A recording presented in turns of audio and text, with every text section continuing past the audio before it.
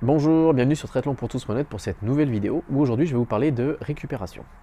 Donc avant de commencer la vidéo, je vous rappelle que vous pouvez cliquer sur le petit bouton s'abonner pour vous abonner à la chaîne YouTube et de fait vous recevrez les dernières mises à jour des dernières vidéos.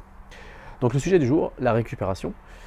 Donc après voilà, vous avez fait votre super course, votre super épreuve plus ou moins longue en fonction de votre niveau, de vos objectifs. Par contre là, il est grand temps maintenant de penser à la récupération. Donc dans la récupération, alors pourquoi penser à la récupération? C'est que parce que vous avez peut-être déjà en tête le prochain objectif, mais avant de commencer à faire la préparation du prochain objectif, il faut commencer par récupérer et pour pouvoir continuer de progresser et préparer votre prochain objectif, mais aussi pour éviter de vous blesser, pour éviter de vous faire mal, et sinon vous serez contraint à l'arrêt de l'entraînement et vous ne pourrez pas préparer autre chose derrière. Donc la récupération, il y a deux phénomènes qu'il faut prendre en compte. Donc il y a quel type de récupération, active ou passive, et surtout le deuxième phénomène, c'est l'alimentation. Donc la récupération active ou passive, ça va dépendre de votre niveau d'entraînement, on va dire, de votre niveau, peut-être vos capacités physiques, mais votre niveau d'entraînement surtout, et de savoir ce que vous êtes prêt à encaisser. Si vraiment vous êtes un très grand débutant, alors là il faut quand même privilégier quand même quelques jours de récupération passive. Donc c'est-à-dire récupération passive, vous faites rien, faites pas de sport. Et pendant quelques jours, voilà, vous faites plus rien, vraiment il faut vous lâcher un peu le sport pendant 2-3 jours. Et par contre, à partir du moment où vous commencez à avoir un petit peu d'entraînement, un petit peu la caisse comme on dit, il faut commencer à réfléchir à passer à de la récupération active. Parce que quand on commence à pouvoir l'accepter, c'est bien meilleur de faire de la récupération active que de la récupération passive. En fait, ça permet de récupérer encore plus vite.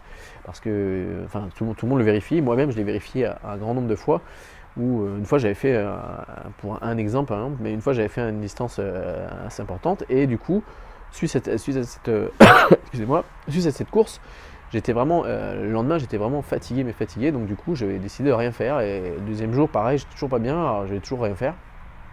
Et le troisième jour, quand je me suis levé, ça allait toujours, c'était pas terrible. Donc je me suis dit, bon bah hop, on va faire un tour de vélo et on verra bien ce que ça donne, quoi. Et bien en fait, là, j'ai fait un tour de vélo, alors pas longtemps, j'ai dû faire, je sais plus, 30 ou 40 minutes de vélo sur du plat, sans forcer. Et malgré tout, et ben, du coup, quand je suis rentré de mon tour de vélo, déjà je me sentais mieux. Et le soir même, c'était fini, quoi. J'avais quasiment éliminé toutes les courbatures et le lendemain, c'était reparti, je me sentais super bien. Donc voilà, ça prouve que en fait, la récupération active, en fait, ça permet de récupérer beaucoup plus vite. Alors en fonction de votre niveau, évidemment, c'est peut-être pas un seul tour de vélo qu'il vous faudra, ça peut être deux, trois, j'en sais rien.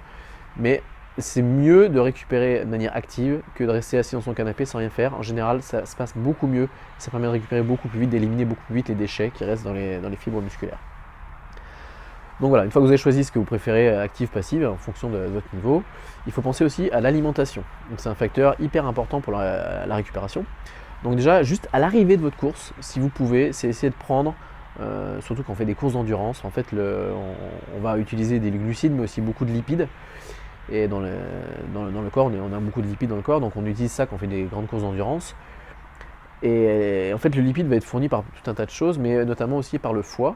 Et en fait, il faut essayer de reprendre du sucre assez rapidement derrière, juste pour recharger un peu le foie, parce que c'est lui qui a été très soumis, il a été fortement contribué pour délivrer de l'énergie au corps.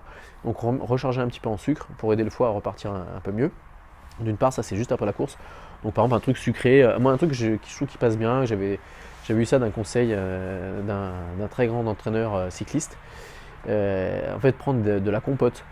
Parce que une compote de fruits, parce qu'en fait la compote de fruits c'est ni liquide ni solide, c'est un peu entre les deux, et en plus c'est un petit peu chargé en sucre, donc ça permet d'être absorbé facilement, et donc vous rechargez en sucre assez rapidement, avec des sucres rapides qui reviennent tout de suite dans le foie. Donc ça c'est juste après la course, ça c'est bien. Après il existe aussi des boissons de récupération qui sont faites exprès pour ça aussi, pour ce genre de récupération, donc ça peut être bien aussi. Moi je sens que j'ai pas recours à ce genre de choses, mais ça peut être bien aussi. Et après, en termes d'alimentation, il y a donc les repas qui vont suivre la course. Donc le premier repas derrière, mais les 2-3 autres repas qui vont suivre, il faudra essayer de soigner un peu l'alimentation. Et notamment, il faudra recharger en tout ce qui va être protéines. Donc manger de la viande, du poisson, des œufs, donc pour recharger en protéines, parce que les protéines, ça aide à reconstruire les fibres musculaires. Ensuite, il y a aussi les minéraux, donc boire des eaux, s'hydrater avec de l'eau qui est riche en minéraux. Alors en France, on a une eau qui est très connue, je ne sais pas s'il faut que je donne le nom, mais il y a une eau qui est très connue, riche en minéraux. Mais après, dans tous les pays, je pense qu'il y a d'autres des eaux minérales qui doivent être bien chargées en minéraux aussi.